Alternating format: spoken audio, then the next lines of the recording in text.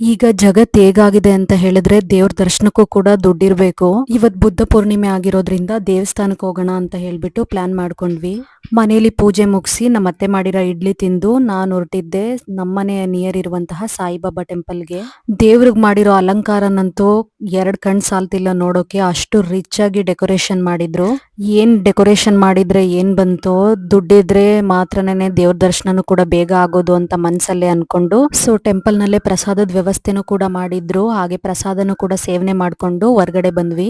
ಹೊರ್ಗಡೆ ಬಂದ್ಮೇಲೆ ನೋಡಿ ನನ್ ಮಗ್ಳದು ಅಸಲಿ ಕಹಾನಿ ಸ್ಟಾರ್ಟ್ ಆಯ್ತು. ಅದ್ ಬೇಕು ಇದ್ ಬೇಕು ಅಂತ ಕ್ರೈಂಗ್ ಸ್ಟಾರ್ಟ್ ಮಾಡಿದ್ಲು. ಅಲ್ಲೇ ಇದ್ದದ್ ಯಾವ್ದೋ ಒಂದು ಮೀನೊಂದು ಆಟೋ ಆಡೋ ಐಟಮ್ ಕೊಡ್ಸಿ ಮನೆಗೆ ಸಮಾಧಾನ ಮಾಡಿ ಕರ್ಕೊಂಡ್ ಬಂದ್ವಿ. ಏನೇ ವ್ಯವಸ್ಥೆಗಳು ಮುಂದುವರಿತಾ ಇರ್ಲಿ, ಆದ್ರೆ ಕೆಲವೊಂದು ವಿಷಯಗಳು ಈ ಕ್ಷೇತ್ರಗಳಲ್ಲಿ ಬದಲಾವಣೆ ಆಗ್ಬಾರ್ದು. ಒಂದು ದೇವಸ್ಥಾನದಲ್ಲಿ, 2 ಆಸ್ಪತ್ರೆಯಲ್ಲಿ, ಹಾಗೆ 3ನೇದ್ ಬಂದು ಮೇನ್ ಸ್ಕೂಲು ಕಾಲೇಜ್ಗಳಲ್ಲಿ.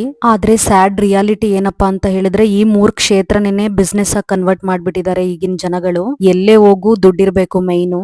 ನಾವೊಬ್ರು ಯೋಚನೆ ಮಾಡಿದ್ರೆ ಸಾಕಾಗುತ್ತಾ? ಜಗತ್ತಿನಲ್ಲಿ ಇರೋರೆಲ್ರೂ ಕೂಡ ಯೋಚನೆ ಮಾಡ್ಬೇಕು. ಇದಾಗಿತ್ತು ಇವತ್ತಿನ video. Thank you for watching. Bye.